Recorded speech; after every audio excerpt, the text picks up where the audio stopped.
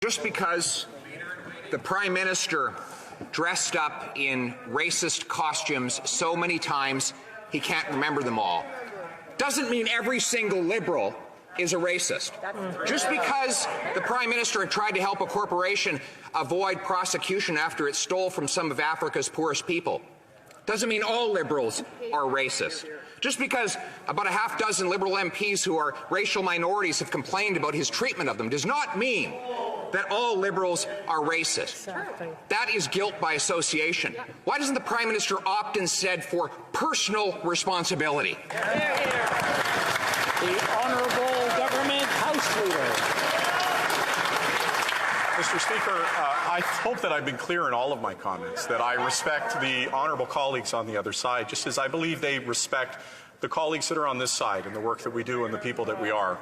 There are times in our political discourse where we see things that are abhorrent, and all I would ask is that we equally call it out. When I saw swastikas on the street, when I saw what had happened, it's time to move on. And what I would ask is, instead of trying to inflame the situation, let us de-escalate the situation.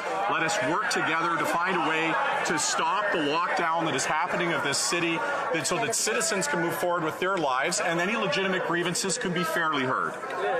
The Honourable Member for Carleton. Well, Mr. Speaker, I agree. We should always call out evil symbols and the individuals who are individually responsible for putting them up. I remember a January 2018 event where the Prime Minister stared straight at a swastika and, instead of condemning it, said, "Thank you for coming, sir." We on this side condemn evil symbols whenever they are used. I do respect that member. I just wish his government would respect the thousands of people who are fighting for their livelihoods right now, who are trying to do the best to get this country back on track. The Honourable Government House Leader. We are in a time of global crisis, a time when so many are being adversely affected by this pandemic, and our hearts go out to every one of them.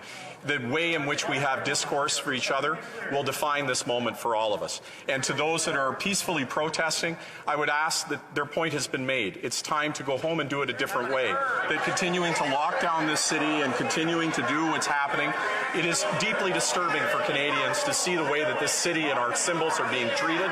And I would ask the Conservatives to also join with us to ask that they go home, and let's do this responsibly.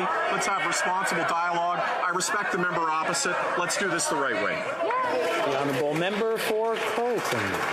Well, the problem is they've shown no respect for the people. This country right now is like a raw nerve, and the Prime Minister is jumping up and down on it again and again with his inflammatory rhetoric. We're talking about people who have 14-year-old kids that are suicidal after 2 years of lockdowns. I just spoke to a waitress whose business was wiped out by lockdowns. I'm talking to truckers who've been serving food on our plates throughout this, and these are the very people, honest, hardworking, shirt off your back type of people that this Prime Minister keeps attacking.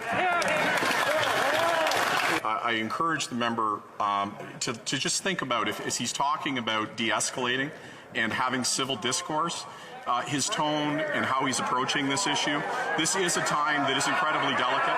We are in a moment where there is a raw nerve that is being touched. How we talk to each other, Mr. Speaker, how we deal with one another. I'm the Honourable Government House Leader. Please proceed. I have an instinct, and that instinct is that Canadians expect us today, when they're seeing what's happened over this weekend, to watch the dialogue in this chamber be as respectful as possible, for us to dial down our rhetoric and our language, for us to engage in one another and find an off-ramp from the escalation that has occurred, because this is not healthy. In a healthy democracy, we have respectful debates that don't involve some of the things that we've seen. And all I'm asking for is for us to engage in a constructive way.